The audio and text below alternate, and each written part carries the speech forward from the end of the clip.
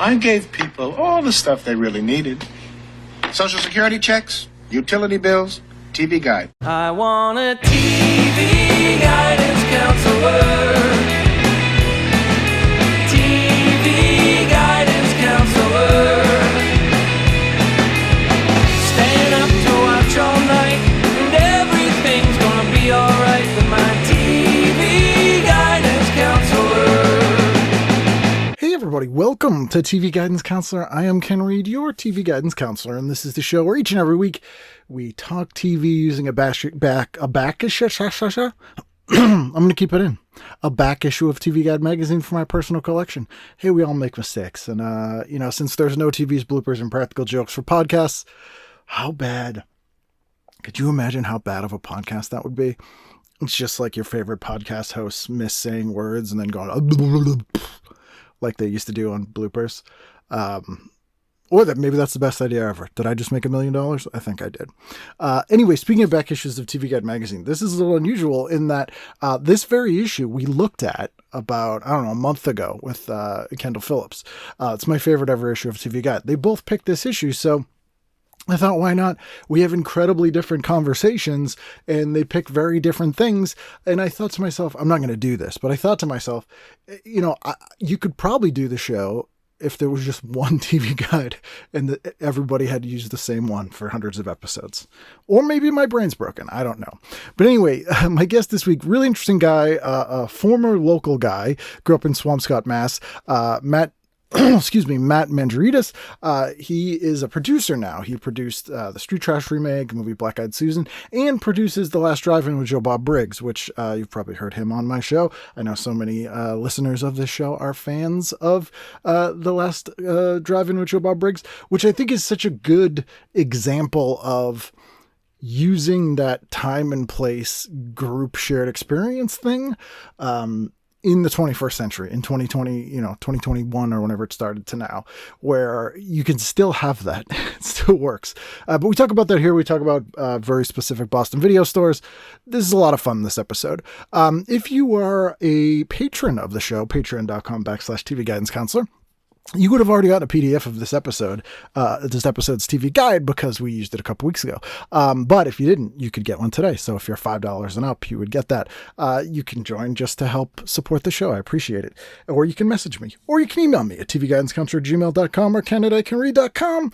All those things. Get in touch. Let me know whatever you feel like thinking. What have you been watching? How your summer's going? I don't know, any of that stuff. Anyway, sit back, relax, and enjoy this week's episode of TV Guidance Counselor with the production company head of Not the Funeral Home, Mr. Matt Manjourides. He is my friend, and it has been always there for me in time of need. Live via satellite from Jersey City. Matt, how are you, sir? Doing well. How are you? Good. I am here in your home state. Grew up in Swampscott. And the first question I have to ask you is which video store you worked at in Boston. Was it Video Smith? It was Mike's Movies. I know Mike's. On Newberry Street and in I worked at both locations, Newberry Street and down in Cambridge Street. Yeah, Mike's was great. Yeah. So, but I grew up on Columbus Ave. So I went to Back Bay Video first, and then Video Smith was one block from where we were in Columbus Ave. So Video Smith comes up on this show often because I often tell the tale of when I'm on my old man soapbox to kids of how to see Eraserhead, I had to take 2 buses and a train, rent it, and then take 2 buses and a train the next day to return it. Nice. Yeah. There was a great video store in Cambridge, right off the museum line. Called Oasis Video. Yes, it was a warehouse. Yeah, Oasis Video, right next to a. Was it the live poultry? Live poultry place. So the place in the summertime would smell horrendous. But man, Video Oasis, we went every day, and to the point where the guy behind the counter, was same guy who owned it. Oh yeah. Just chain smoked, and would have me get him cigarettes across the street so he didn't have to leave the store. Fortunately, I think, towards the end, took a turn for the worse, and he passed away, and his kids took over it. I think they sold the collection. Yeah, they sold the collection around I want to say 2006 or so, because I was but this place, I mean, it was the size of like a small Target. Yeah, no, it was huge, and they had multiple copies of the most obscure things. Yeah, it was absolutely amazing. Laser discs, a lot of wood paneling. Yep. The checkout was sort of set up like a pawn shop for some reason. Yeah, it was. Yeah, no, it was. That was one of the best video stores. Back Bay Video was really good for the time. I think they disappeared before the '90s, but a Video Oasis in Cambridge lasted until basically the end of video stores in general. But, it's like what like horror fans talk about from a mom and pop video store. It's like Video Oasis sounds like we're making it up. That's what it was like. Yeah, and it all came from that guy's personal collection. He just decided to open up a store, and he had, I think, it was one of those places you walk in and they had like 3 copies on VHS of, Fulci Zombie. He had the big box version and then like 2 slipcase versions, And he'd have like a Japanese laser disc, and he was like a townie guy. Like some old guy was like, fucking, I got that from Japan, whatever. Yeah, he knew it all. He knew it all. Yeah, he knew it all too. I still have my my card, my membership card from Video Oasis. So I have like a collection that gets more sad and more nostalgic every time I look at it of Palmer Video and so like 40 different stores that don't exist anymore. And actually you can't see it behind me, but on either side of me in this room are video store shelves that I got from the video store in Melrose, in my town that I grew up in. And these are the actual shelves, and I have the actual VHS copy of Dawn of the Dead that I rented there, and it was the first movie I ever rented, and I have that one. Oh, nice. That's amazing. Yeah, I have when I grew up in Swampscott, there was before video stores were like a thing, I used to rent all our videos from Wolf Camera. Yep. Because it was like camera store, and then they added videos and VCRs for rent in the back, before, when VCRs were like, $1,500 or something like that. And rented a copy of Rambo 2 or, First Blood Part 2. Still the most ridiculous sequel name. Yeah, I actually have that copy as well. It just never got returned. Kept it with me for over 30 years. You owe that camera store that's been out of business for decades like $129. Exactly. So we'll dive in here. You picked an issue, like as soon as you picked this issue, I was like, I probably could have guessed that's the one you would have picked. This is my favorite, actually literally my favorite issue of TV Guide, which sounds like a ridiculous thing to say, but is 100% the truth. This is the 1990 Halloween issue. Yeah. And my sort of general sweet spot of fandom for most stuff generally is like 88 to 92, like ages 8 to 12 for me. Right. But luckily also really good time for stuff. Yeah, exactly. When I was going through that, you sent over the full TV Guide, I was going through it page by page, and I was just amazed at things I had completely forgotten about, things that were on that I had no idea even existed at the time, or now, and just just remembering how amazing it was to get the TV Guide and your chance to watch Alien Nation or They Live on Movie Channel or something like that. Did you have cable when you were growing up? So yeah, we always had HBO, but then very, very early on, we had those black box of scramblers. So basically, man after my own heart. Yeah, I'm to a little bit to my own detriment. I'm not super well versed on every single ABC, CBS, NBC show because I was busy watching Movie Channel, Cinemax, HBO because we had them all through the scrambler. I built one of those at the same time. I got plans out of Maximum Rock and Roll magazine. Oh, nice. And built one. And I remember I humiliated my dad because I put parental controls on the dirty channels. Right. And he had to ask me for the code once. and I was like, what are you watching? Yeah. And he's like, well, no, I just want to check it. I'm like, tell me what you're watching. I'll give you the code. And he's like, Foxy Boxing. Yeah. And I'm like, fine. So yeah, it was it was pretty interesting because we had, it would even at one point you were able to just scramble a pay-per-view channel. So you'd go to like, channel like 80 or 70 or something, and it would just be like Jason Takes Manhattan 24 hours a day. Yes. In a loop. Which is so funny to describe to people younger than us. When you would rent a pay-per-view, which I guess was the closest thing we had to on demand. Right. If it was like 8:10, they'd be like, okay, in 90 minutes it'll start again, and then you can watch it. Yeah, exactly. You can't watch it right now. You gotta wait. Exactly. But you would see these movies when we had those of us who were in the descrambler world. And I would watch, like I remember watching Lost Boys like 24 times in a row or something. Yeah. You just leave it on. So it was a very strange time, and this was a weird era in that TV was sort of becoming more permissive.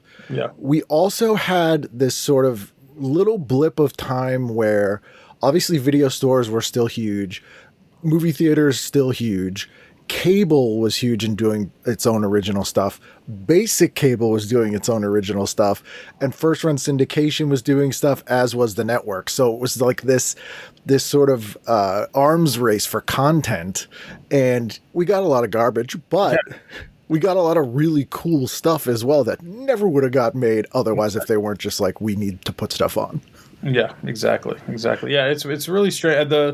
One of the reasons I picked this particular issue, obviously the horror issue. If you, it's more than just exploring like horror movies on cable, but it's right at the end of, and then obviously like most things, Hollywood is sort of seeing like, and all through the like mid to late 80s, horror movies did very well. Let's just put out as much TV shows around horror movies as we can right at the end of their popularity. Yeah. Before sort of the resurgence with Scream and whatnot, it was like there was like the sort of dark days of like 90 to 97 of horror where nothing really good really happened that much, the Dr. Giggles era. Yeah, exactly. So like that weird thing. So they were like, let's do Friday the 13th, the series without Jason. Yeah. See how that goes. Let's do Freddy's Nightmares where Freddy's not in any of the real episodes. He just sort of intros like the Crypt Keeper. And they're all terrible. Yeah.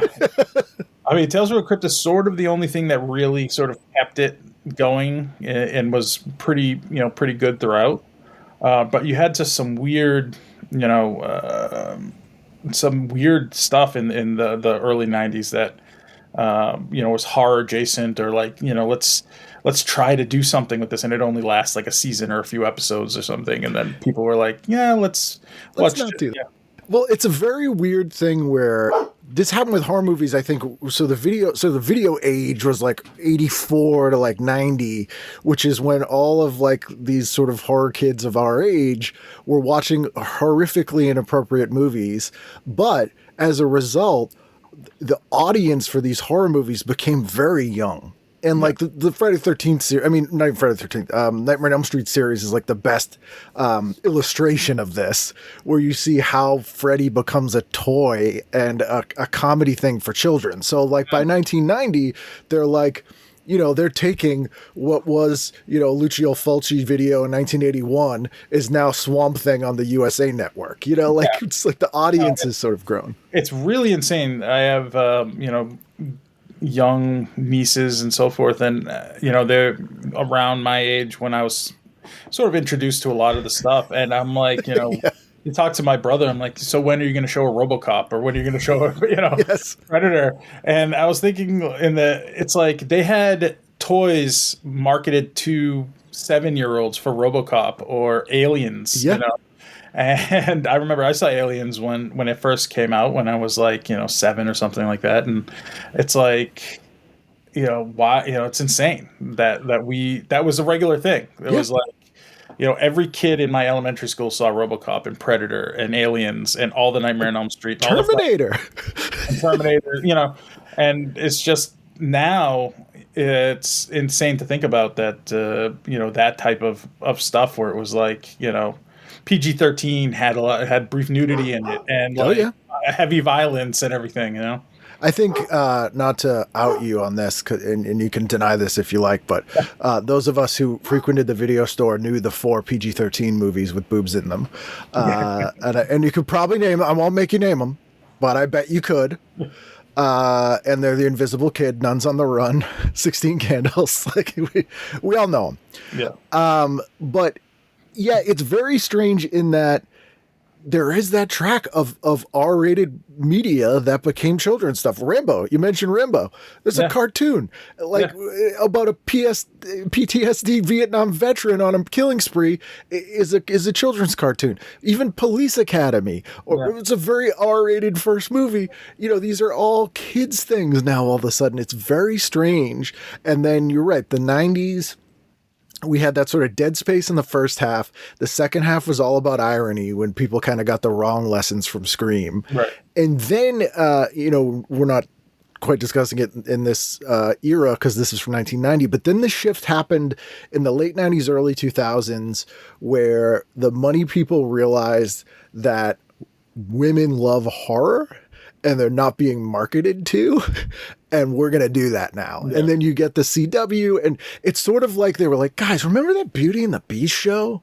That did really well. How come we haven't done that again? And then they're like, let's do all that all the time. Yeah, pretty much. Yeah. So it's very weird.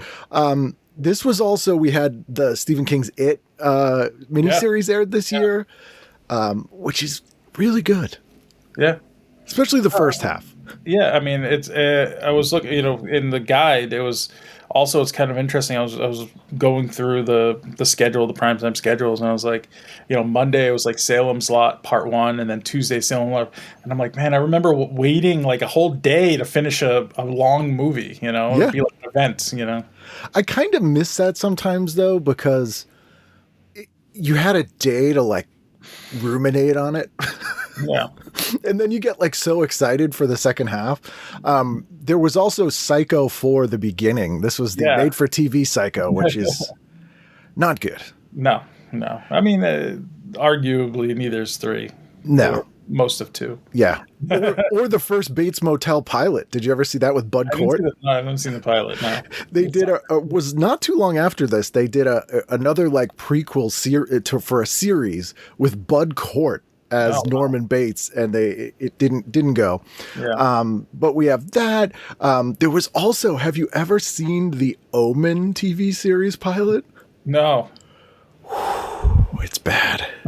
It's bad. Jack Shoulder directed it. Okay. Who did Nightmare 2, and it's like the Friday the 13th thing. It's called The Omen, but it's basically The Hidden. Right. Which is why they hired him. Right. It has nothing to do with it, but they're like, people know this name. Yeah. It was almost at the point where they're like, it's like they're testing how do they exploit IP. Yeah. And it's just like, can we just put the title on anything and see if it works? I mean, it'll at least get them to tune in. But I mean, you're a trauma guy. Like, I think the I can't believe I neglected this, mentioning the R-rated movies to kids track, like Toxic Crusaders. Yeah. I mean, it's really, it's pretty much like studios coming in and saying, especially with something like that, it's like, what is like Ninja Turtles? Well, they have this other green guy. Let's just dumb it down. And, aside from the nudity, the second, third Toxic Avenger were pretty much just like Basket Case 2 level effects. Oh, yeah. So goofy. More than horrendous. And, it was just like, all right, well, let's easily just take a bunch of those guys and we'll put them in a cartoon and we'll see if it, put up toys by the same people that did Ninja Turtles and see what happens. People like the Attack of the Killer Tomatoes cartoon. Why wouldn't they like this? Yeah, exactly. Yeah. Which I contend wasn't that bad. Cartoon, WWE cartoon. They're just like, let's throw every adult thing into a cartoon. Kids love it. Friends. They mentioned Nightmare Cafe, which is Wes Craven's third attempt at a TV series. Yeah. Not great. No. I really wanted it to be. No. Yeah. I mean, the fun ones, Monsters had its moment. Yeah. Tales from the Dark Side had some stuff in it that were pretty good. And then, Tales from the Crypt, obviously.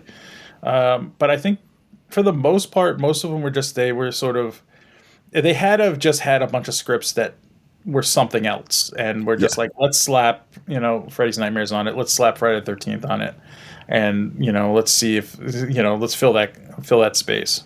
The weird thing is, like, the premise of Friday the 13th, the series, I actually love. Like, if you just pitch that show, like, hunting cursed antiques, cool. Like, I mean, it's a Conjuring, basically. Yeah, like, what a cool premise. But I think because they called it that, it had the reverse effect of people being like, this isn't what I wanted. Yeah, but there's some amazing episodes of that. Like, Cronenberg directed one called Faith Healer that's really great. There's some really good ones, but it's it's disappointing. I mean, you got a weird. That whole era is very strange in the fact that a lot of these episodes or these series in general just had a very almost like a Red Shoe Diaries, sleaze, like Cinemax Showtime feel to it, even though like the Hitcher series, and like it was just a very adult version of like Highway to Heaven situation, where it's just like a loner comes to town, stories unravel in a weird sort of misty, oddly horny.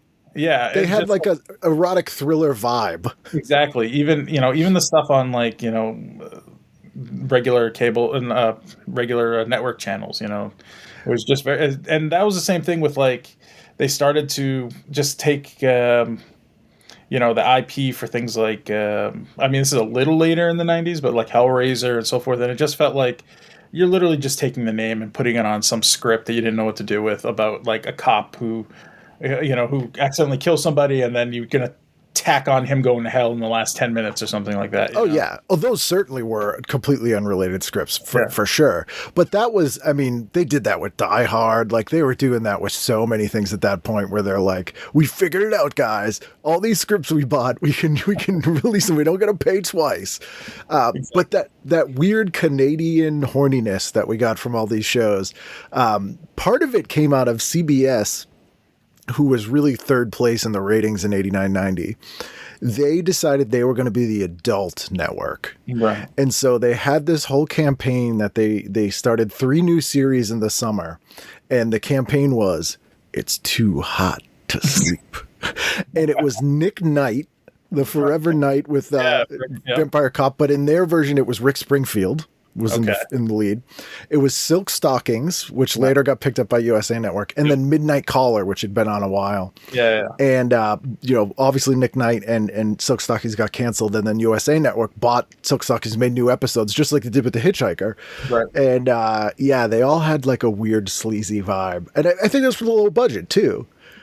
Yeah, I mean, I think the USA was the weirdest. USA was like, are you a premium cable channel, or are you a network, but with a network, like weird low budget network version of your stuff? I mean, it's like, and then all of a sudden Highlander the series is on, and it's like, okay, and then Forever Night, and it's just like, these are kind of interesting but not well made. Like, it could be very interesting, but it's just weird. And then they play them 4 times in a row, from 1 a.m. to 5 a.m. and just a very strange era of USA.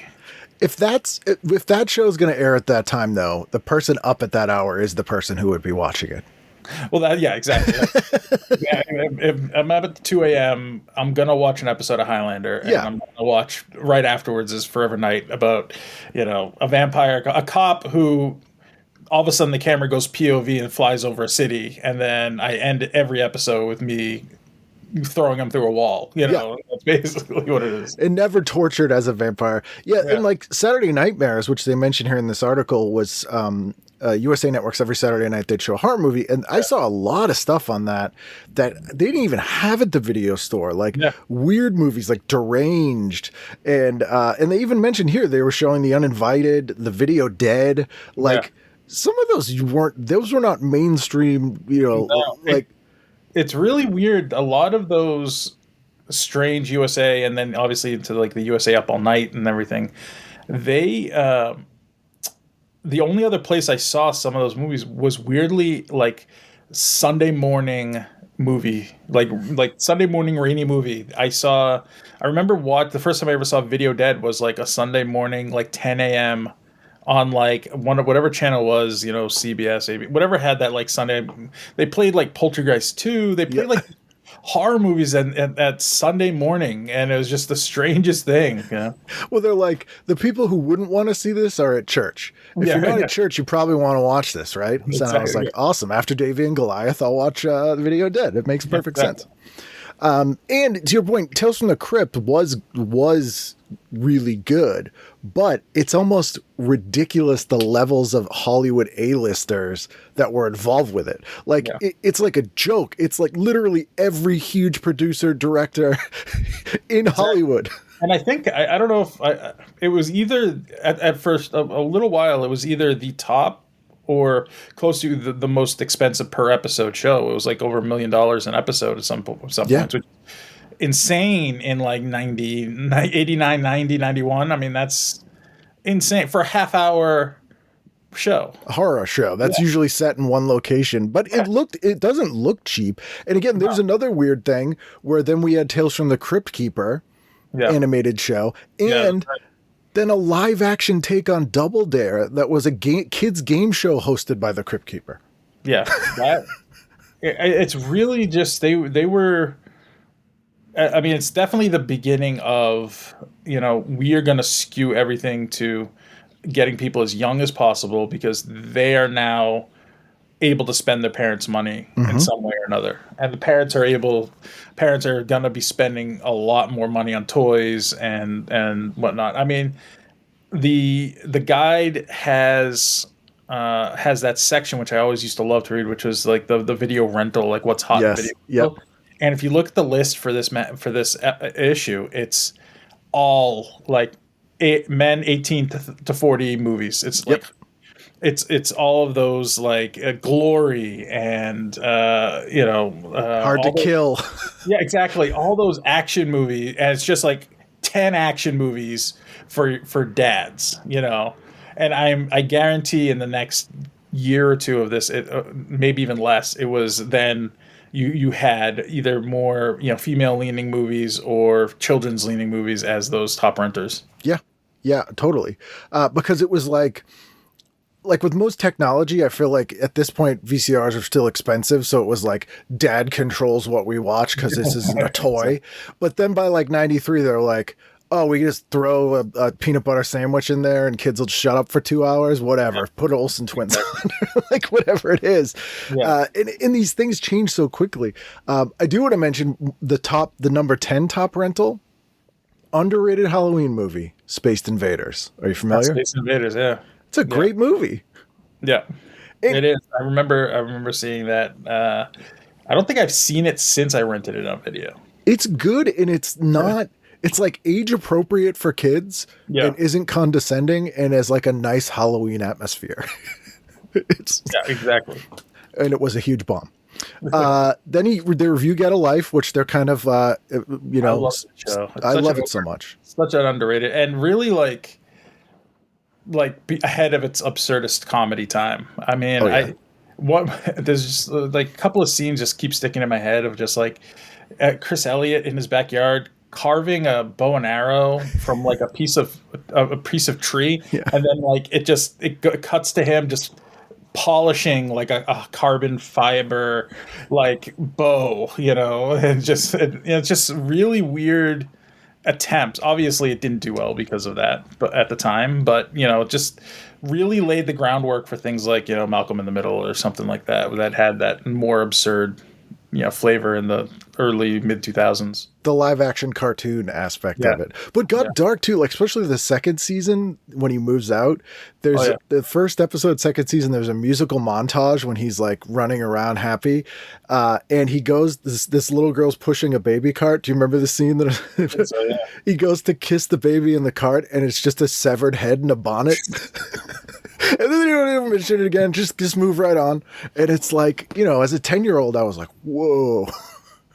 Yeah, no, it was a definitely, and not a lot of people have seen it or remember it, but it was such a smart show that, that whole like the Gary Shandling show and like the Get Alive, it was just like out of left field, just people, again, hats off to whoever greenlit this stuff, because it obviously at the time they were like taking chances on things because someone was going to watch it enough to have commercials on it so they could pay for it, But if you look at the writer's room for Get a Life, Charlie Kaufman, Bob Odenkirk, like it's these people who would go on to sort of change pop culture in the decade after, you know. Exactly. So it was definitely ahead of its time there. Let's dive into the listings. What are you doing Saturday night? Let's see.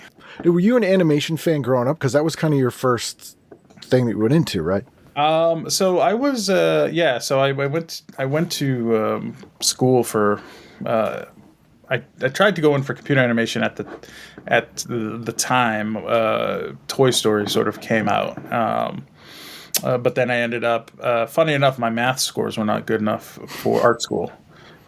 So they actually called me. They liked my portfolio enough to say, "Do you want to pick another major?" So I picked illustration, and wanted to do traditional animation. But about a year after that, because of Toy Story, they basically destroyed traditional animation. Yeah, and gutted the entire industry for that. And so I was just like, "Oh, okay, that's not going to happen." But I remember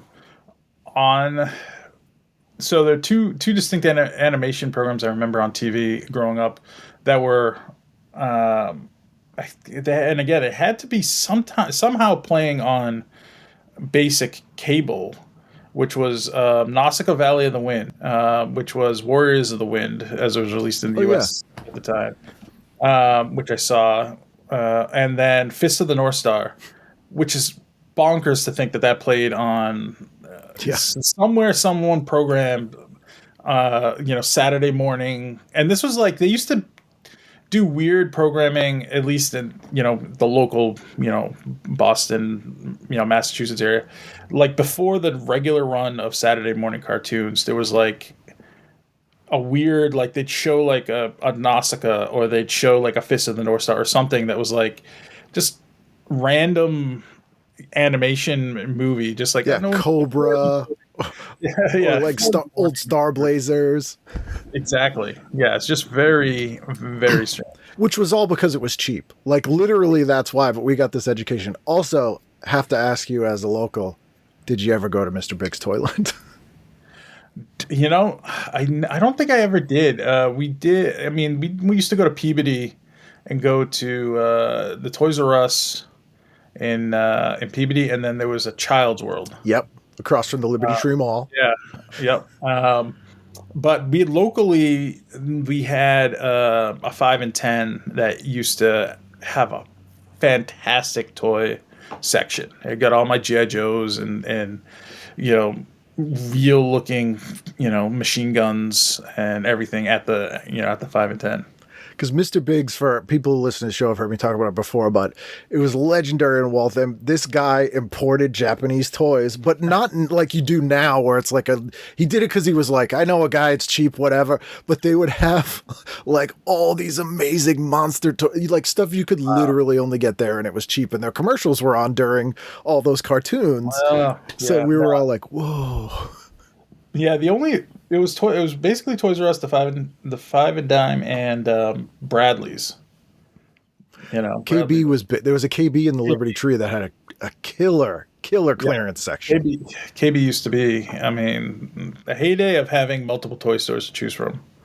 Where it was, and you could get something for $2. You could actually get, you could walk out with something for, an allowance amount of money. It was always the lines that I wanted that were on clearance. So like the Toxic Crusaders would be in there on clearance, or like something that was really weird. And I was like, this is great. They're 19 cents. Yeah. I remember they had, I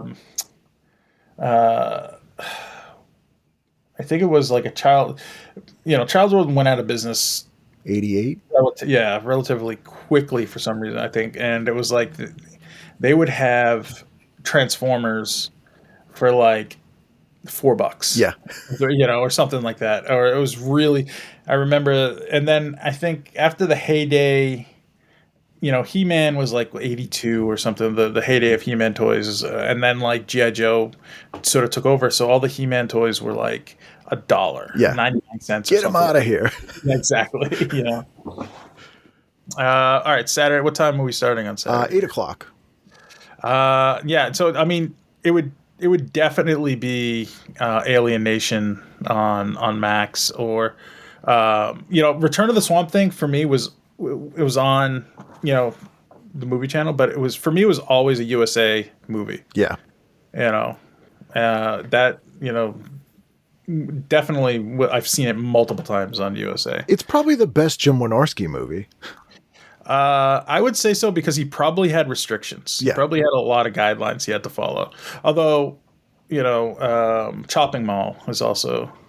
Chopping Mall is good as well. And as much as I love Wes Craven and I love Swamp Thing as a huge comic book guy, Return is just better. It's a better movie. It's a legitimate like comic book movie. Yeah. It's a Swamp Thing. Wes Craven's Swamp Thing is a horror movie. But Return of the Swamp Thing is like... We're doing a comic book version of the doing a movie of the comic book. Yeah. In that Wes Craven movie, it almost has that vibe you were discussing earlier, where it's like it's made for children, but it has the weird air of sleaze of like Last House on the Left still. And I'm like, anything with David S. has this. But yeah, like who is this for? Yeah, exactly. I think that's probably why it's was never a huge hit. Yeah. I don't even know if it was any sort of hit. It wasn't at all. He was basically, Craven was basically bankrupt when he did Nightmare on Elm Street. He sold his house and he was like just looking for work. Yeah. I mean, that really was just a weird, you could tell that the budget by the end of the shooting that movie probably was nothing. Is that a Day of the Dead newspaper behind you? That is the Dead Walk headline. Yeah, that is it's a grail find of mine, where it's an original from one of the construction guys that worked on the movie. Oh wow! Yeah, my favorite Romero zombie movie. Well, so same with me. I actually have it's not official, but I could probably say that I own the most copies of Day of the Dead original media VHS. I think I have 122 copies. Wow. I have it on multiple. I have like multiple releases, but I have like 9. Yeah. So I have all and only the original. I won't mess with the Video Treasures versions. Yeah. But so I have all the media, only media, and then I also have. I think I'm missing 2, but I have every international VHS release of Day of the Dead, the first run version of the VHS. I have them. I have a Greek one. I have a couple of South Korean ones, Japanese. I have so everywhere except for I think I'm missing like a Hungary and something in another country, but I got a like UK one. Oh yeah, UK VHS, because when I lived in London, I bought a copy of it for £1. Oh, nice. Because weirdly, Day of the Dead, along with Manhunter, Blade Runner, Terminator, are like my relaxing, going to sleep movies. Nice. So I was like, I'll put this on and go to sleep. But I love that movie so much. It's fantastic. Yeah, it's funny enough that I have an Australian VHS release, and the artwork they used on the front cover is from Return of the Living Dead. That must have confused people quite a bit. So it's really weird. Some of the foreign covers sometimes. There's one of the copies. I don't know who it's from. I think Brazil or something. They have the artwork from The Island horror movie. Yeah. So it's just this hand like coming up from the water with a tattoo on it. They thought it was shockwaves or something. They're like Nazis, zombies, whatever. Yeah, exactly. So, but yeah, so I would say Alien Nation is huge. I love that movie. It's very ahead of its time, especially like now. And then probably, I was just looking, Hollywood on the Delaware interests me a lot, but yeah, I would probably go with that. And then, I mean, you had Friday the 13th Part 6 on the movie channel after that, and then Mutations. Yeah. Your choice is Mutations, and then maybe cut into Strip to Kill 2. Yeah. I mean, it's like Shannon Tweed or a Clive Barker movie that's not his best. Yeah, and so it's really cool. I mean, plus Lady in White is on, which again, a PG-13 horror movie, like it's like the Wonder Years of horror movies, but has that great atmosphere and is really creepy and fantastic. In Alien Nation, that's a movie in a series that I never understood why it hasn't been like embraced by or rediscovered. I mean, I'm waiting. Someone is going to do Alien Nation. Somebody. Great. I mean, they kind of did with the Blight. What was it called? Oh yeah. Will Smith. Yeah, but they were like orcs or something. Right? It was just kind of the same thing. I mean, literally, it's Alien Nation. I mean, it's like it is Alien Nation. And the series was great. It was just as cool. I mean, it's one of those things where it's just like it's such a good concept if done. I mean, it's a cop drama, and he just happens to be an alien. About racism. Yeah. It's drug dealing. Yeah. It's a drug dealing cop drama. Yeah, and there's alien. It's just like it's perfect. They're really Mandy Patinkin and James Caan are work fantastic together. I mean, it was just good. San Francisco. There's a weird made-for-TV movie they were trying to make action movies for a little while on made-for-TV, and it's like just not working. And CBS had one called Only One Survived with Perry King and Michael Beck. And this is not good. It's coastal Brazil lends realism to this 1990 made-for-TV movie directed by Italian filmmaker Fulcio Quilci and adapted from his novel Danger Adrift. And it looks like it should be like a just super sleazy Italian like action ripoff movie, but it's made for CBS. And it's really boring. It's really boring. I remember what I would used to do with the TV guides every time is luckily, since we had sort of access to all these, the premium channels, is the first thing I would do is go to the back where they give synopsis, and then they would tell you when and which channels it's going to be on, and I would just read the movies, and whichever one sounded, I'd write down, make a list. All right, so HBO at 7 p.m. or the movie channel, or even sometimes USA or whatever, and just write down all the interesting sounding movies. Yeah, because and I've said this before in the show, like one of the only places you could get information about movies was in TV Guide. Like it was like a little IMDb, and like actually in Mike's video, you had a couple of those big books, Video Hounds. Yeah, the Video Hounds, and you couldn't really buy those that easily then. So like you could just go flip through it at the video store. Yeah, no, we had. So I've worked at a couple of video stores. I worked at a Hollywood Video. I worked at a West Coast Video. I worked at a place called Video Smith, and I worked at not Video Smith, Video. In Sarasota, Florida, where I went to school. Anyway, it was another video store, and then Mike's Movies, and pre IMDb, the Video Hound was like the Bible. I mean, you would have to get the updates, and it's just I remember I had like 4 of them.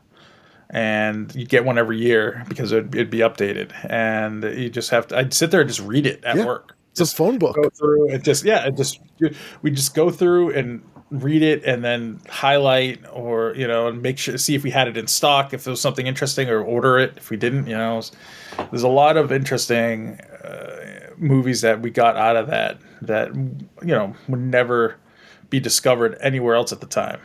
Unless you went to conventions. Right. And even then, like, it's sort of a lost way to find things, because like it's not like you could just read IMDb from A to Z and discover stuff. Yeah, exactly. There is sort of the ease with eBay and everything else, the ease of sort of getting things immediately, and even now with Tubi or whatever, where they have a big library of films.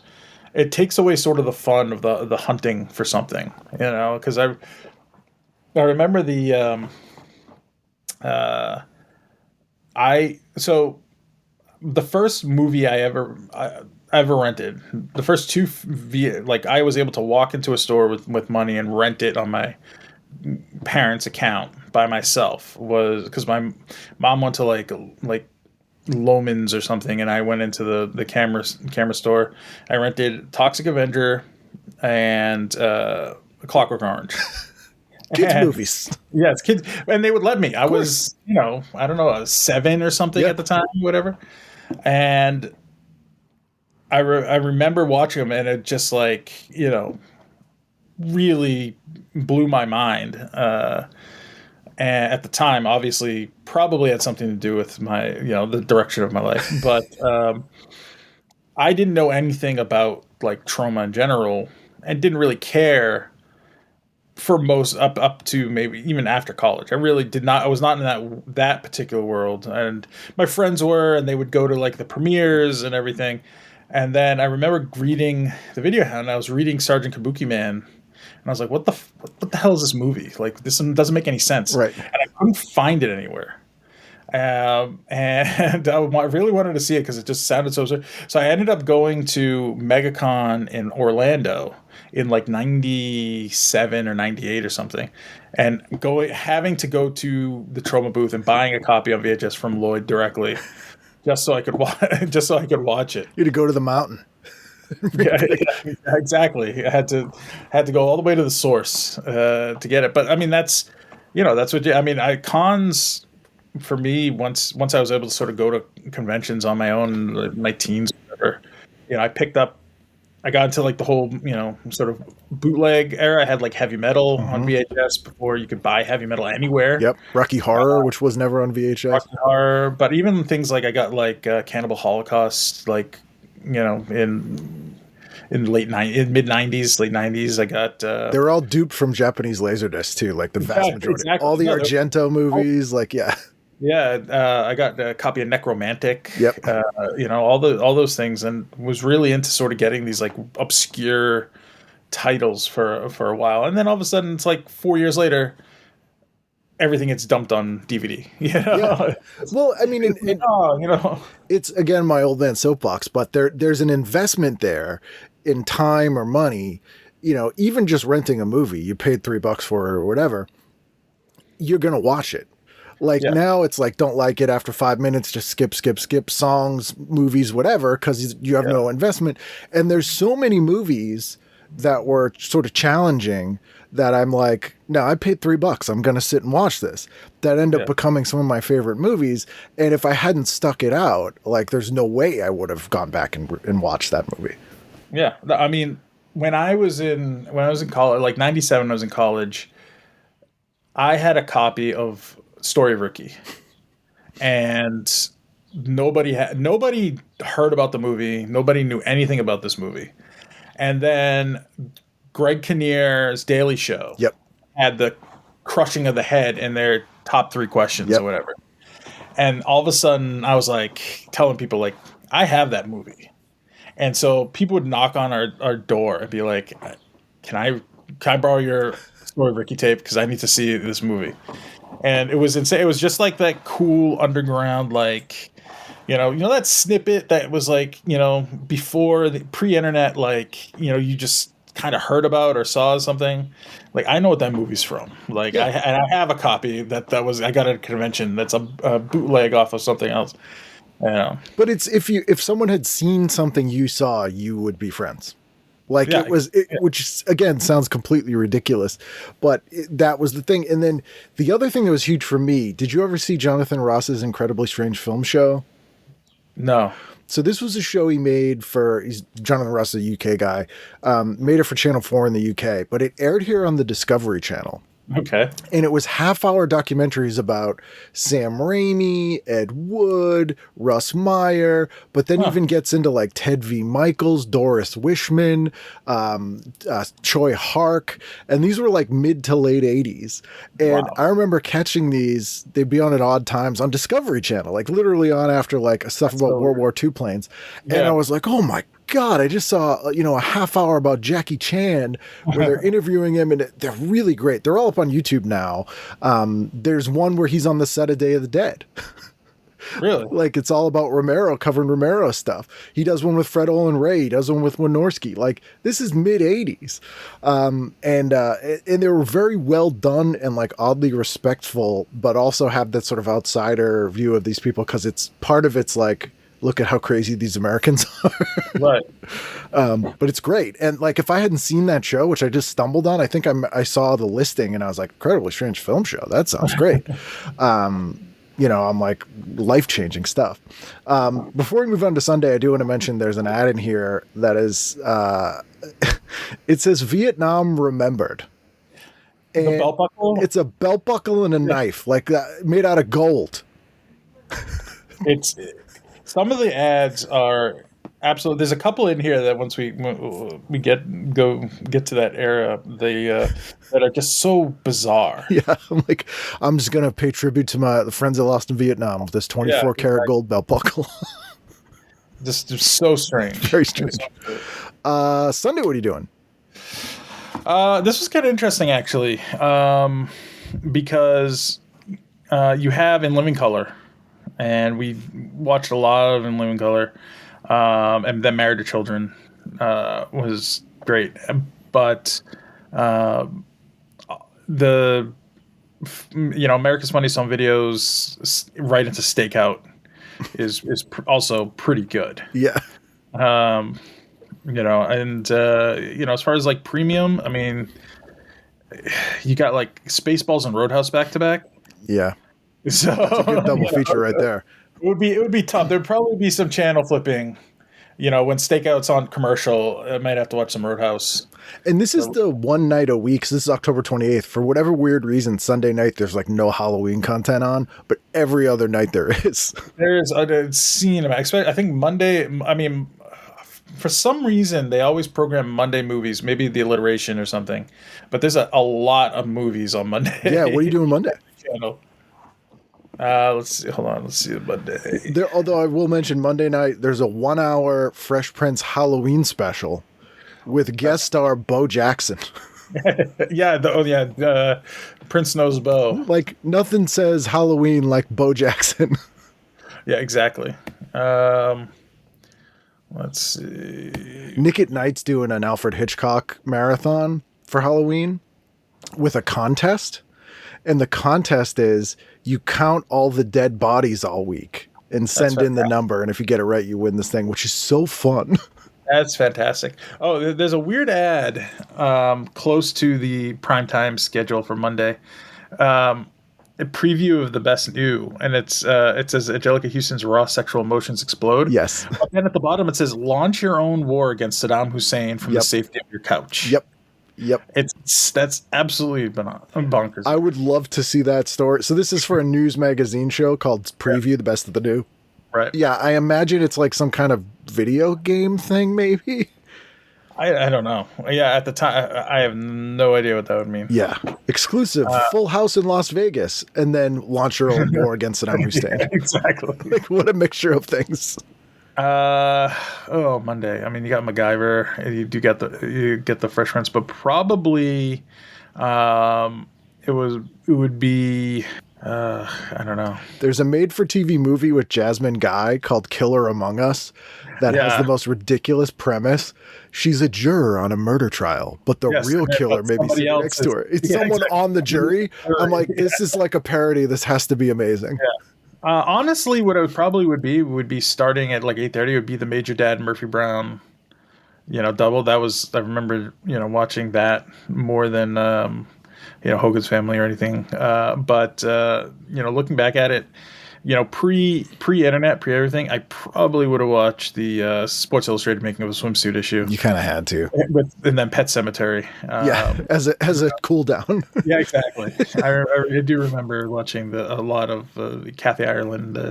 House of Style was a big one for me. Exactly. Well, HBO would always do the swimsuit specials. Oh, yeah, exactly. That was the big thing. Because I had no interest in sports, but I definitely knew about that. Yeah, exactly. I still can't believe they got away with that as a thing. Like, can you imagine any other magazine that has a completely unrelated issue every year that's just like ogling women? Like Fangoria didn't do that. No, but they did have Scream Queen magazine. That's true. That was a Cinefantastique Thing, I think. Oh, Femme Fatales. That was fantastic stuff. Yep. Yeah. Yep. Yeah. Yeah. Femme Fatale, and they had a Scream Queen, and there was like a lot of offshoots towards the later 80s where they had like Gore Zone and Slaughterhouse. well, yeah, just random. And then Fangoria would always have like a special edition or poster edition, or like it was a lot. Good, but a lot. Big ad in here for Ames. Yeah, exactly. I saw that. Let's see. Where were we? Tuesday? Tuesday. Yeah, Tuesday. I mean, the Who's Boss, Head of the Class, Roseanne, Coach was probably the way I had gone back then. I remember watching all of those pretty religiously. Because you pointed out the preview Best of the New, now when I'm scrolling, I see what every night episode is about. The one on Tuesday says, Emma Sams and Corbin Burnson find lust and fatal inheritance, and which sounds like a Simpsons made-up TV movie. And then it's George Carlin's first step into a major TV movie, and superstar Steve Winwood breaks a year of silence. And insane. Well, part of I'm looking on Tuesday. I didn't notice it on Monday, but the Salem's Lot conclusions on Tuesday. Yes. So Monday would have been the first part. Still, I think top 5 Stephen King adaptations easily. I like it a lot. It's this Return to Salem's Lot's horrendous, but the first. You got Sam Fuller as a Nazi killer that makes it worth it. That's true. When he's like, these damn Nazis. It's like Sam with big cigar, like 5 foot tall Sam Fuller. It's great. Yeah. But I think Salem's Lot might be my favorite Tobe Hooper movie. That's interesting. And then probably Funhouse. I know people that would probably fight you in the street. Oh, I know that. Oh, for sure. But I'd go Salem's Lot, Funhouse. Okay. TCM II. Really? TCM. Wow. Well, TCM II is definitely it's kind of like what the Phantom Menace is to Star Wars, where it's like this is what he really wanted to do if he had all the money. But I also feel like it's kind of a parody of. It's like him making a movie that he thinks people think he's gonna make. Yeah, I mean it's weird. I mean it's wild. It's great. It's just so over the top. Yeah, it's very different. Yeah. Tuesday also has hard copy, and then right Overboard. So that's pretty good. Horror Hall of Fame is on Tuesday night. Have you ever seen those? I was looking at that and I was trying to find more info on those, but it's random channels that it's on. It was a syndicated thing they tried to make happen. I think they did it 3 years in a row. This was the first year. Okay. It was sort of like the Fangoria Chainsaw Awards, but before that.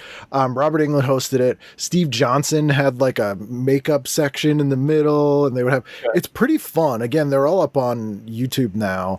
But I notice here they mention Arachnophobia, which is a great movie that has kind of been completely erased from society's memory for some reason. I don't know. I mean, I watch Arachnophobia probably once a year. It's great. It's so good.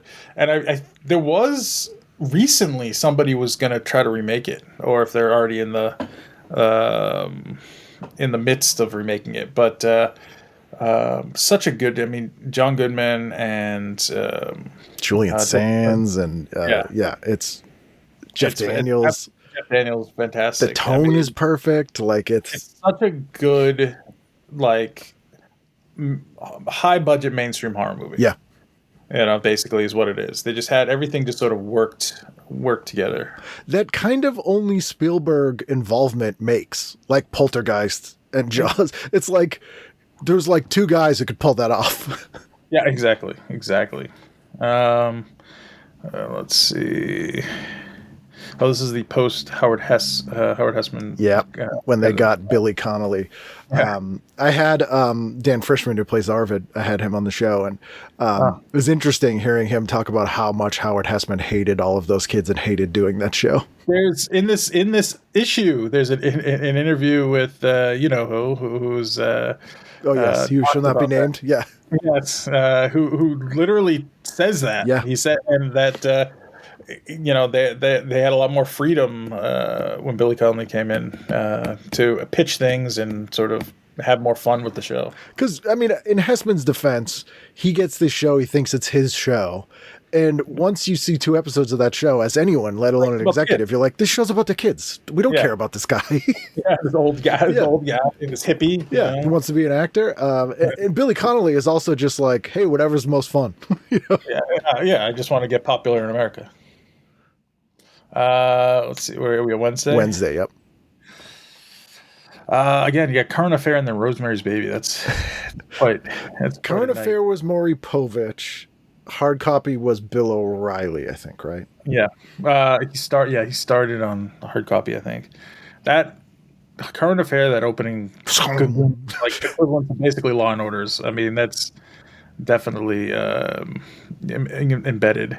It sounded like a sword and like a metal steel door closing at the same time. Exactly. I mean, this would be really tough because you have Creep Show, then you also have Close Encounters, you have King Kong Escapes, and then the entire Salem's Lot if you wanted to watch it on TBS. Yeah. And not even talking about in the Howling 4. And Chud 2. Howling 4 is unwatchable. Yeah. Watchable on TV for that. I like 2 because it's so like that's a perfect so bad it's good movie. 3 I actually think is fun because it's so weird, the Australian one. Yeah. But 4 is like, why are we here, guys? No, but you know what? At 12 years old or something. You can deal with Howling 4. Chud 2, Bud the Chud. Bud the Chud. Starring another head of the class alum. Yep. Do you know Shep Abbott at all from Gloucester? No. So Shep wrote Chud, and he owned a place in Gloucester called the Art Space. That was like a music venue. And I used to be in a band, and we played there once, and I go in, and the stamp he would give you was a Chud stamp. And I'm like, that's weird. The guy must really like Chud. And I mentioned, he's like, oh, are you a Chud fan? And I'm like, all right, this guy's the world's biggest Chud fan. I was like, yeah, I love Chud. He goes, yeah, I wrote Chud. And he brings us into this room, and he's got a Chud in like a glass case. Wow. And all this stuff from the movie. And then he went on a rant about how terrible the second one is, which he's not wrong. No. I mean, the first Chud, it's just one of those fantastic movies that everybody's in. But New England ties, Shep Abbott, Chud. Yeah. Let's see. Oh, then there's that really horrible sort of Nightmare on the 13th Floor. I've never seen that. Have you seen it? Yeah, I saw it a long time ago, and it's like, it's really hard to do a horror, elevator-centric horror film. Yeah. Yeah. Because and people keep trying because they're like, everyone's afraid of being stuck on an elevator. Yeah. So that just writes itself. And you're like, nah, think about that for another second. It's not, that doesn't work. Yeah. They only give it 1 star in the TV Guide. I mean, it's probably being generous. They go, obvious twists and turns massacre this frightful tale of the occult. Yeah. It's an occult elevator? I mean, it's the only thing you can really do with it. You can only make... I mean, I think almost every, horror movie around an elevator has something to do mystical about it because you can't really... Yeah, it's not gonna... You could go sci-fi. Yeah. But that's about it. Yeah, USA Network had this interesting subgenre of haunted item movies, their movies of the week. My favorite being I'm Dangerous Tonight, starring Anthony Perkins and Majonomic, about a haunted dress. I've not seen that one. Yeah, it's this haunted dress, and she puts it on and becomes like a murderer. It's worth watching. I did see that this is the age of cop rock as well. Yes, which not a bad show.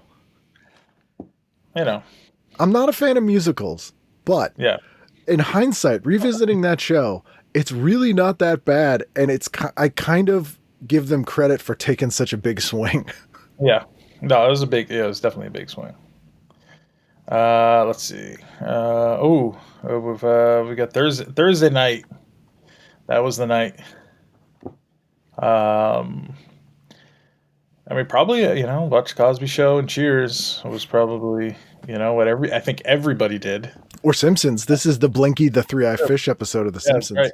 Oh, definitely watch. I definitely watched The Simpsons from the beginning. So I remember specifically watching them on the Tracy Ullman show, and then watching them from episode one all the way to probably the movie. That's when I tuned out. Yeah, I think you're not alone with that. After that, that was just like, yeah, they sort of lost a little bit. When they started to do the non-traditional animation, they started to do more of the computer animation. It lost sort of a feel to it.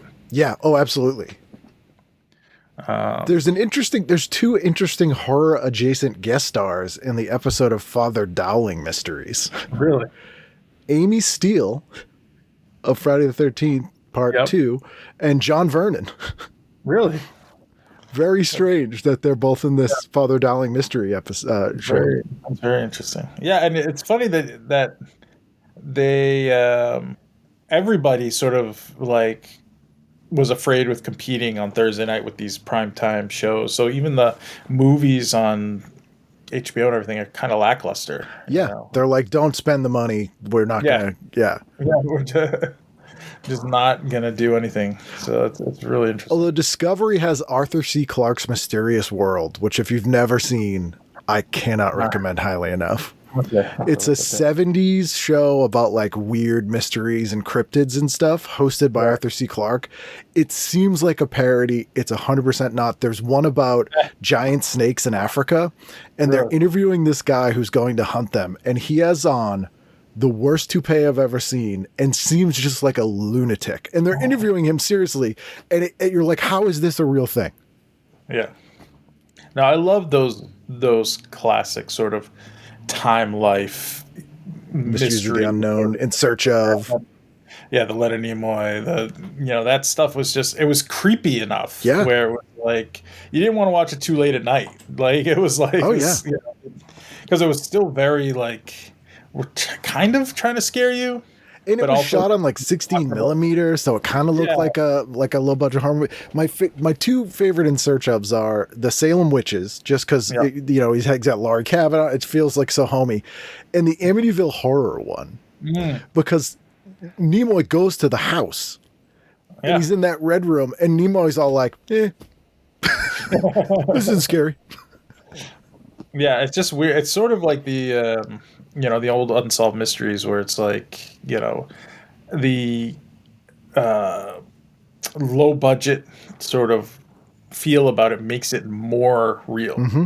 Yeah, there's no actors you recognize. It just seems creepy. Yeah. Yeah.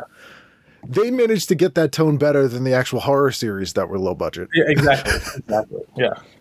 Dark Knight of the Scarecrow's on, a movie that is terribly sad and I can't watch. That's great, yeah. Speaking of Dr. Giggles. And The Flash is on. I loved this version of The Flash. This issue loves The Flash. Yep. It was on Years and Years. It was also recommended, I think, in another part of the issue had a whole thing on The Flash, and it's it's just kind of funny that this is obviously the year after Batman came out, so everybody's like, what can we do? Let's try The Flash. And it's so Batman. Yeah. Right down to the Danny Elfman theme, and you're like, of all the DC characters, that's the thing. It's just a weird. You would expect a Green Arrow at this time, especially after Batman or something like that, But the Flash, but I mean, definitely, laid the groundwork for CW to sort of, start doing what they were going to do. And those suits cost like $100,000 each, I remember at the time. Mark Hamill is basically playing the Joker with the Trickster.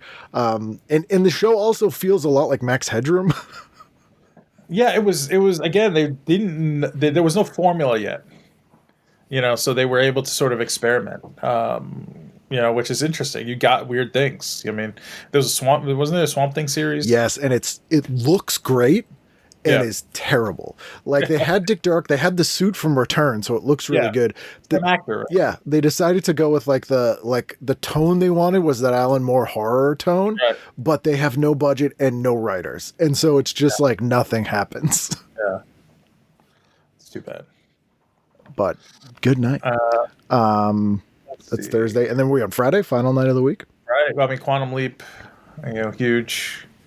had to, big Quantum Leap, and then Perfect Strangers. I mean, the definitely watched the Family Matters, Full House, Perfect Strangers, but probably around this time, it was more Quantum Leap at this age, and again, really weird. Friday nights they expected everybody to be out of the house, so the movies, really weren't there. I mean, it was like kids are at home, so put on Full House, Family Matters, Perfect Strangers. The adults are going to the movies to watch Hunt for Red October. Right. And by 1990, they're like, and losers are watching Quantum Leap. Yeah. The guy, can't get a date, you're watching Quantum They Leap. had a contempt for the audience for Quantum Leap at this time because it did well, but they were like, we're not happy about it. Yeah, exactly. Yeah, how many episodes can we put them in a dress? Yeah. Yeah. Although the Halloween episode with the Stephen King tie-in is one of the best episodes of the show. I still remember the JFK episode. JFK one's very good as well. There's an ad. There's this ad for Quantum Leap in this, which is some paste up going on there. It's some of the worst. You can't even say Photoshop. It's like literally cut and paste. Yeah. It's. Was this a Night Court crossover? No, but they were both like beauty pageant episodes, so they were trying to make it like. Yeah, it's just a weird. Yeah. It's very strange. I think this Night Court one too is like a fantasy episode. So everyone's playing like, different characters. Right. So, yeah. And then Midnight Caller, which they're also trying to market as more of a horror show at this time as well. Which it kind of wasn't. Yeah. Yeah. Yeah. The Night Court one, they're all quarantined because a virus, experimental virus is released in the courtroom. Insane. They have a great ad in here for the Ray Bradbury Theater, then the Hitchhiker, and then the Swamp Thing. Yeah. And Ray Bradbury Theater definitely had good episodes. Yeah. The Hitchhiker, if you could find me a good episode of The Hitchhiker, and I've watched them all and I've tried, I will pay you $100 cash. Very, very style over substance. Yes. It's all glass bricks and neon. And like all King's Hitchhiker. Yeah. I'm like, why do I know who Paige Fletcher is? I shouldn't know who Paige Fletcher is. Yeah. But yeah, Hitchhiker, not great. And again, Swamp Thing looked cool, but was terrible. And one of the only reasons it continued in production, that in the Superboy TV series, which was also very bad. Right. Universal Studios Florida filmed both shows there. And they needed a show to have in production when people go on the tours to be like, and right here we're shooting. So those shows went on for like 5 seasons when they shouldn't have. As tourist attractions. Yeah. That's crazy. Which is hilarious because like there's no reason for those shows to exist other than some tourists from Ohio to be like, we saw them shoot Swamp Thing. No one likes that. Are there any comfort shows you revisited like in the past couple of years? Cheers. I remember growing up on Cheers, very young. Taxi is always, I remember I had probably a 13-inch Sony, antenna TV in a cart in my bedroom. No cable, just sort of UHF switching the dial type of thing. And used to fall asleep to like Taxi, Cheers, Barney Miller. So you were watching TV 38. Yeah, exactly. Yeah. So all those are just, I went back and rewatched some episodes of Taxi, and then watched a couple episodes of Cheers. Those are definitely like early, childhood comfort things, and then always watching reruns of the early episodes of The Simpsons. That's first 10 seasons. Definitely. Oh yeah, that's killer stuff, and we didn't even mention the movie Loft. I mean, Dana Hersey's movie Loft. If you wanted to watch Friday the 13th every other week, that's where it was on. Yeah, I mean, I used to obviously, grew up watching, drive-in theater on the movie channel with Joe Bob Briggs. That's how I first got introduced to that, and then followed him to Joe Bob's Drive-In on TNT and Monster Vision, and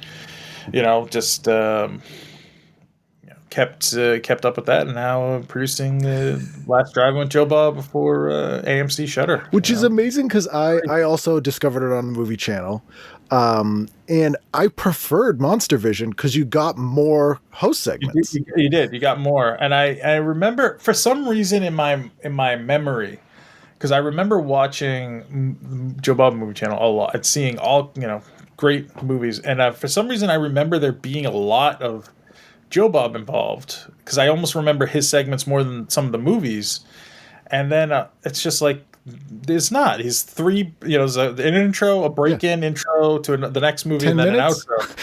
An outro. And that's it. And, and then, as I'm thinking about it more, I'm like, oh, that shtick was probably from Monster Vision, because you didn't have time to do it in the other ones. Yeah, and I always remember on the movie channel ones, I'm like, for some reason I always remember it being Basket Case, Dinosaur Island, or Hard to Die.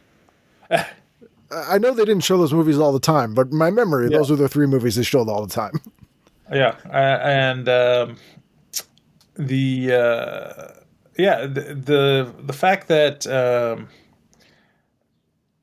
we've been able to sort of bring him back, and just every time, I mean, we're 7 seasons in now, and every time I think obviously with production, the ups and downs and everything, but when we actually shoot it, when it actually is like rolling and you shoot it and sitting there and watching him, it just always brings me back to see it, and it's so nostalgic, which I hope I think is the reason why it's in 7 seasons now. But it is just watching it, just we were able to keep what was great about the old thing, which is the rants and the talking about movies and getting to pick the movies that are available to us, but that out of those what we like. So hopefully we can keep it going. Well, it captures, I think, something that people were missing. It's gone full circle of people wanting to experience something all at once, which is we're all watching this together, which has been lost over time. And the aspect of what we were talking about at the very beginning here, like a movie they never would have watched on their own, and then watching it and being like, what the hell is this? Exactly. I mean, I think that's probably the issue.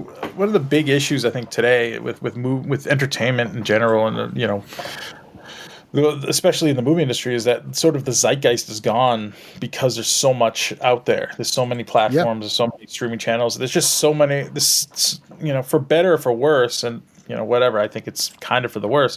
Anybody can make a movie. Mm-hmm. I don't think anybody should make a movie. Yeah, no gatekeepers is not necessarily a good thing. Which is exactly, if everybody's allowed in, eventually you don't, it's a crowded house, so you miss that thing where every single person I knew growing up saw specific movies because that was the thing to do. That was the movie to see for like a couple of weeks, or that was everybody saw watch the same show and knew about it, and you sort of have those connections in a society because of that. I think for the worse, society suffers from not having those sort of connections. You miss out on everybody sort of everybody learned about drugs from after school specials. Everybody and everybody watched them. Everybody my generation knows that how to not to burn something because knowing is half the battle. Or not touch a hot stove panel because of Looney Tunes. Exactly. Yeah. You lose those things when there's just so much out there that no one's focused. No, you can't focus on anything. Everything's a niche. And there's a niche for everyone.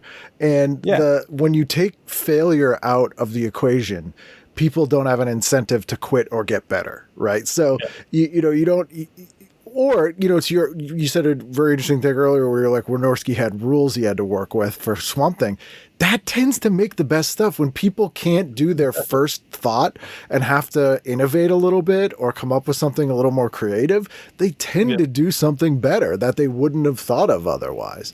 And then at the same time, if not for that shared experience of the drive-in show, people aren't going to be sitting through things in 2024, but they had a good time when they did.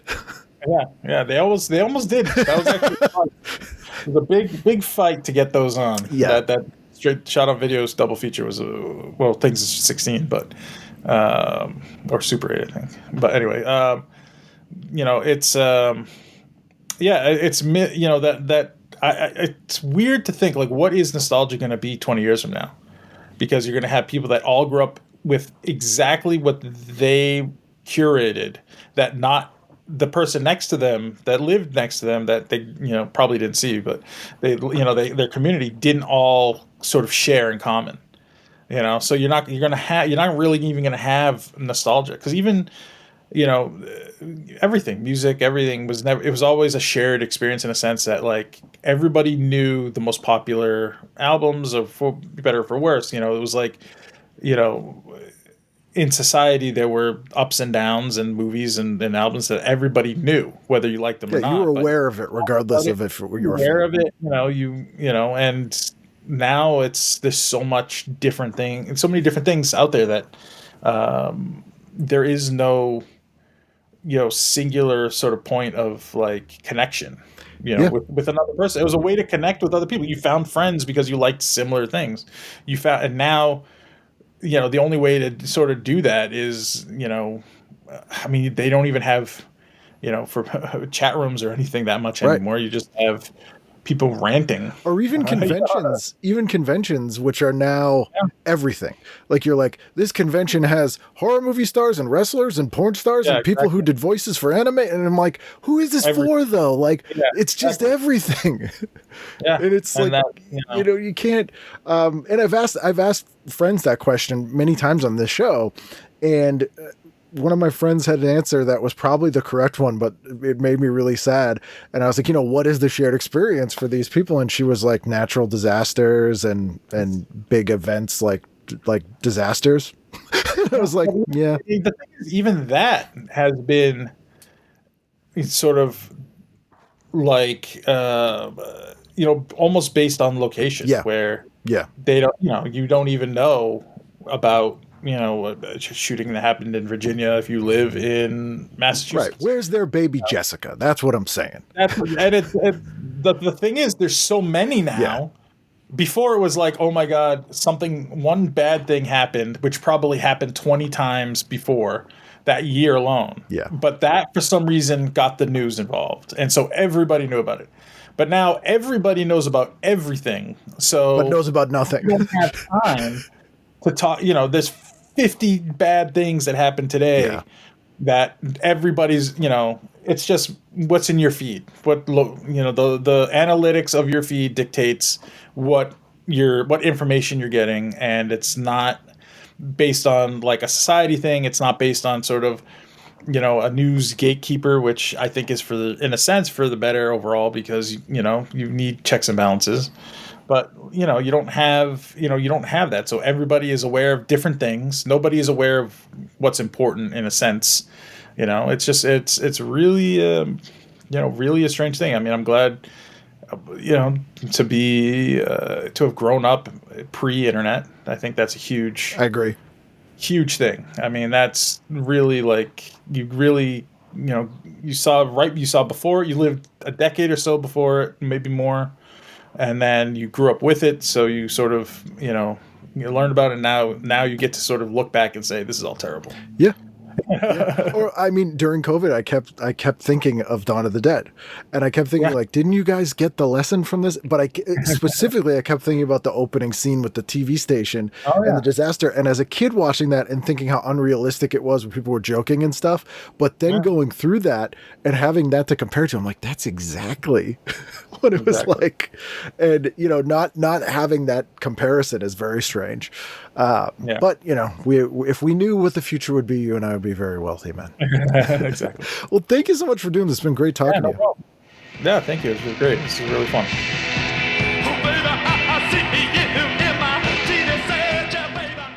That's Matt. I'm always up for. That's like the Venn diagram of things Ken Reed likes to talk about.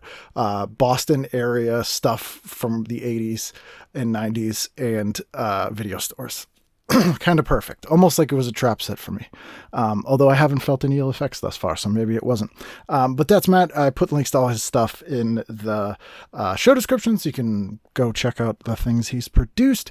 And you can check out what I produce each and every week, because next week will be a brand new edition of TV Guidance Counselor. Looks like you got some kind of alternate universe in there or something.